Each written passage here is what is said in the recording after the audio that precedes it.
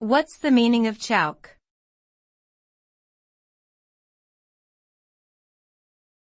Chowk.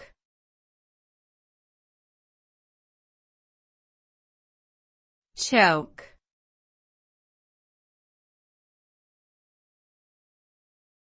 Chowk.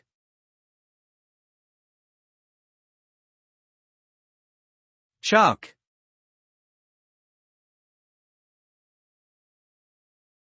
Chowk is a Hindi Urdu word that means square or intersection.